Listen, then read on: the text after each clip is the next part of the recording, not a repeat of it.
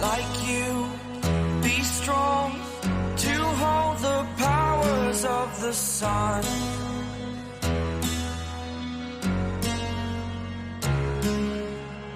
To dream, believe in strength. Now I'm the only one. Only one.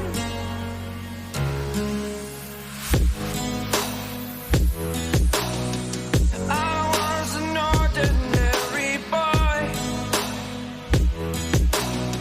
until I broke the rules. My life destroyed. Life destroyed. Until I walk awake, scream my mind, I shout, the ground shakes. How much can I take? My mind will break. Will it break? Can I take? Can I be your superhero? Superhero.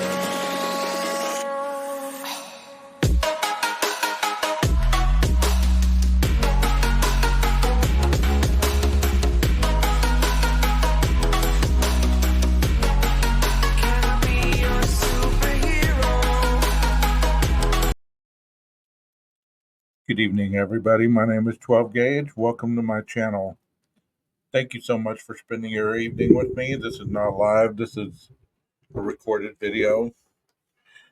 I was watching some news updates and I get a bunch of notifications whenever something happens in and around the area where I live at. I wanted to report on this because it's senseless and it showed the mentality of individuals that are driven by their rhetoric of police are bad, they deserve to die. You know, if you really look at the understanding of the police force, are there bad ones? Are there people that ruin the reputation of the police? Yes, there are. Are there people that ruin the reputation of other jobs and employments? Of course there is. Nobody's perfect and nobody deserves to die as they're sitting in their vehicle responding to a call. It angers me because it won't stop there. I wear a semi badge on my shirt, and at any time, anybody who targets individuals in authority can shoot at anybody who has these authority shirts or uniforms or whatever you might call it. And for senseless reason, no other reason than they feed into the rhetoric of not liking police. I wouldn't like them either if I was breaking the law and there were people standing in my way of getting what I thought I needed. It's a time in our lives where we got to choose a side, not necessarily to divide us, but we must stand up for what is right. And even if you don't like police, even if you don't like the government, even if you don't like authority, I'm sure you're smart enough to understand that this officer, amongst others, hundreds of others that have been executed in the line of duty by criminals, ambushing, or just walking up to their vehicles and opening fire. Sorry for all that loud noise. It's coming down pretty good over here. We need the rain. Anyway, as I'm saying, these individuals put themselves on the line for the safety of individuals they don't even know. But they don't get the respect that they deserve whenever they do their job effectively. No, it's met with rhetoric of corruption, malpractice, prejudice, and so on and so on and so on. I got pulled over yesterday because I drive with a heavy foot. And not one time did that officer get out of line with me. He didn't ask me to get out of the vehicle. He didn't ask me to, turn the vehicle off he didn't ask me if there was any alcohol or drugs or anything in the vehicle. We had a conversation about my driver's license, my insurance. He told me about the speed limit. I asked him certain questions. He responded accordingly. He brought me my driver's license back, gave me a warning, and I was on my way. At no time did I feel threatened. At no time did I feel the need to smart off to him just because he was doing his job. Isn't it interesting that most of the people that dislike authority are the ones that have no jobs or can't get along with people because of their own insecurities or their own inability to trust in another person to guide them in the right direction? What kind of society have we gotten into where you line yourself up and you're automatically victimized by your own demons, but you portray those onto others and you make it okay to hurt other people? And instead of holding accountability, people rally in your defense. What kind of what kind of message are we sending to the ones coming after us? The little children that are coming that do believe in the law, that do believe in law enforcement and authority and in firefighters and medical personnel and all these individuals, when they're being raised by people who have hatred in their veins for these individuals for no other reason than they've been done wrong by one person, so they categorize everybody in this misjustice. I believe we need to do better, folks. But once again, I'm not the moral compass of YouTube, but I do call it how I see it. Like it or not. Let's watch this press conference. Thank you so much for showing up to my channel. And I hope you enjoy the content. All right, so before we start, what I want to say is, obviously, we're less than 24 hours from this tragedy. And so I'm going to tell you what I know as I've been briefed. Things can change, and they may change as this investigation continues to unfold. But as a department and as a family, we are devastated. Last night, we lost a brother, a hero. Officer Darren Burks was a son, a nephew, a friend to many, and he was senselessly and tragically murdered in the line of duty. We came close to losing other officers who put their lives on the line to protect their brother, and it is by the grace of God they're still with us today. Our officers were targeted for nothing more than the uniform they wear and for the brave and honorable job that they do. I do want to make something clear. I know that the word ambush has been thrown around in the last 24 hours or so. That's not what happened here. Officer Burks was executed. Our preliminary investigation has determined that on Thursday, August 29th at 10:02 p.m., the suspect, identified as 30-year-old Corey Cobb Bay, a black male, arrived in the 900 block of East Ledbetter Drive and parked his white Buick. At 10:04, Officer Burks arrived at the location and parked near the front entrance of the building between call assignments. Cobb Bay approached Officer Burks and talked with him briefly through the driver's side window as he recorded the encounter with a cell phone.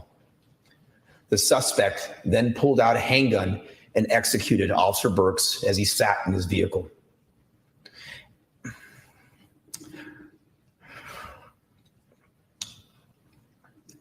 At this point, a police dispatcher noticed an unusual transmission from Officer Burke's radio. The dispatcher attempted to contact Officer Burks, who did not respond. The dispatcher located Officer Burks via his GPS location and sent officers to check on him.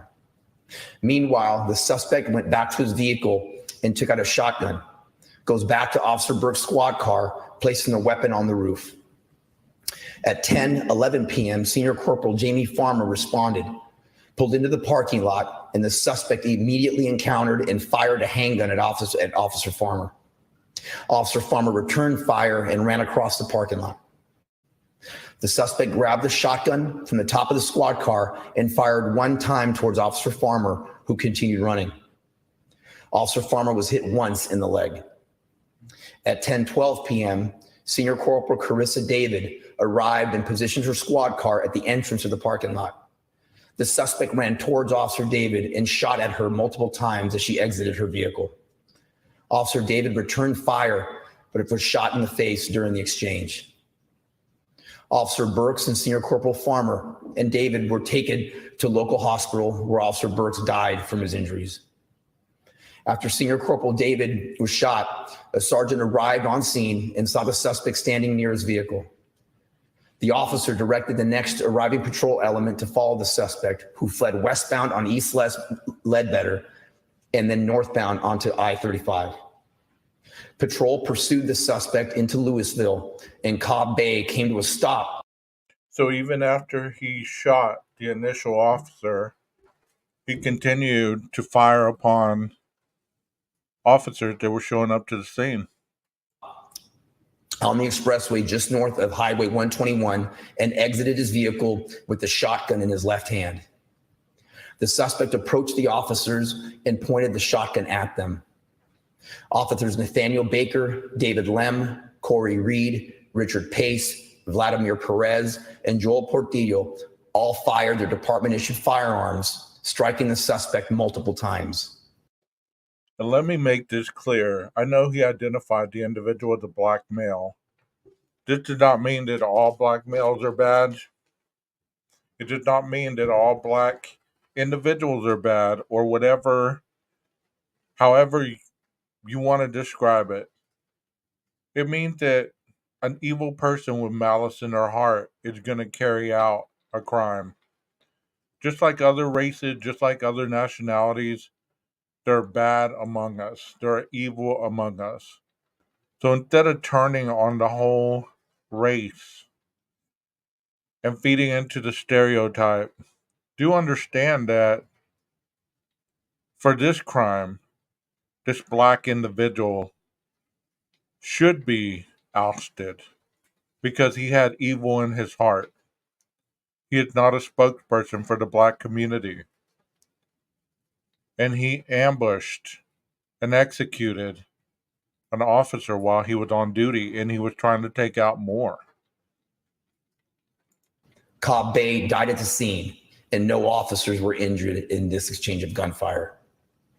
Senior Corporal Farmer was treated and released from the hospital today, and Senior Corporal David remains in critical but stable condition.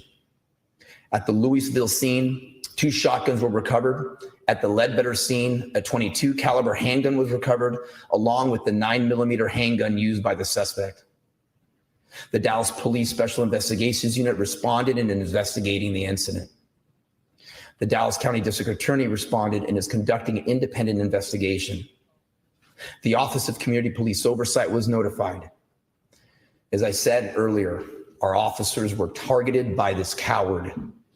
Our detectives have learned from social media that 3 days ago, Cobb Bay approached an unmarked squad car of an unknown law enforcement agency and recorded as he questioned the officers about why they were parked there. He expressed problems with his personal and professional life online. And 1 day ago, he made a post indicating an event was happening on Friday. The investigation determined last night was premeditated, again, for no other reason than the uniform we wear, that my men and women proudly wear, and for the brave and honorable job our men and women do each day. And it was brave and honorable work done last night. From our dispatcher who knew something wasn't right while listening to a radio transmission, he followed his training and protocol, sending help to our officer when he needed it most. To our 2 injured officers who engaged, showing true bravery while looking evil right in the face, responding to help their fellow officer. To the officers involved on our second scene, knowing the risks, pursuing a dangerous, violent criminal who just took the life of their brother officer and who injured others. And to our fallen officer, Officer Darren Burks, we will never forget his sacrifice. Our department is hurting. We're grieving the loss of our brother. And while we stand behind and support his loved ones and our injured brother and sister officer who are in their own fight.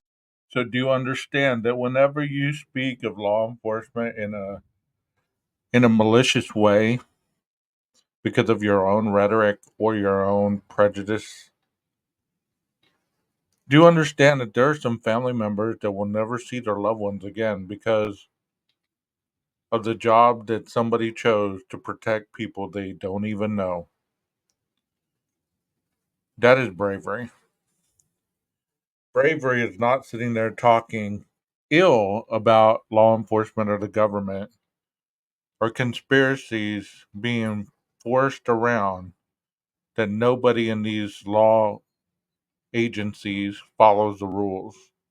Like I said earlier, there are individuals that don't do their job, but they're everywhere. And that individual could even be you because you screamed the loudest about it. So, try to have some compassion. I show these videos not for guilt, not for shame, but for understanding of people that actually put their neck on the line for you. And they still get up and they put their life on the line for you every day, not even knowing you. But yet you so callously talk ill about all police and all law enforcement, all judges, all government, as if you know better. I can tell you anarchy is not a better idea to change. Defunding the police is not a good idea. It is a good idea if you're a criminal.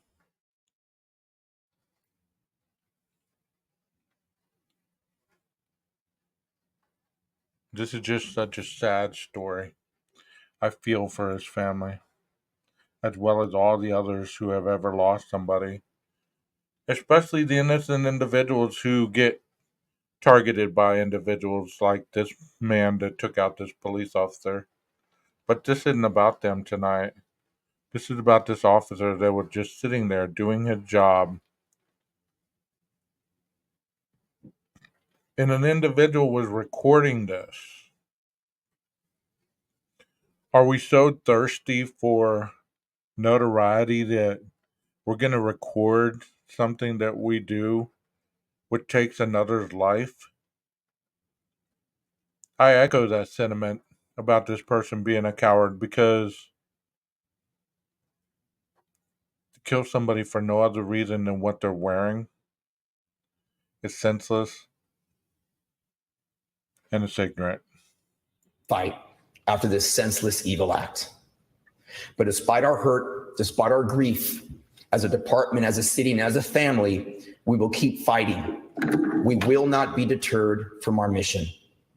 Fighting for our fallen, for what is right, and for this city. We honor our fallen and our injured heroes by continuing our mission every day. Yes, we have tough days ahead, but we will get through it as we always do, together and as a law enforcement family. Earlier today, I visited with Senior Corporal Farmer, who miraculously was released from the hospital today. He was in great spirits. I also visited with Senior Corporal David, who is fighting and has a long road to recovery. And I also visited Burke's mother, who is a beautiful, strong woman of faith. We hugged each other, we cried together, but I assured her that we will be with her every step of the way and that her son will be remembered as a hero. Also visited Third Watch, South Central, which Officer Birch was a member of, and assured them that anything they need in regard to their mental wellness, the department is here for them. They are hurting, as we all are, but passed on the message to them, as we did to the rest of our department, that we need to take care of themselves and each other. And one last thing, we don't need to cover this up with, oh, that individual probably had mental health issues. That's why he did it. We need to stop blaming every act as a mental health case. As I stated earlier, some people are just evil. And you need to start calling it for what it is. It's evil and malicious. It's not based on mental health. It's not based on, you know, being a victim of somebody else's authority. They just chose to not want this officer to be parked there. So therefore he went and shot him. Because that's the mentality. This is my area. You don't belong here. Your area, but you don't pay taxes probably. You don't work. And you victimize everybody in that neighborhood, but yet you're the voice of change. I hope this changes because there's too many dying on the streets due to gun violence. And I hope you enjoyed this, guys. Y'all have a wonderful night. Take care.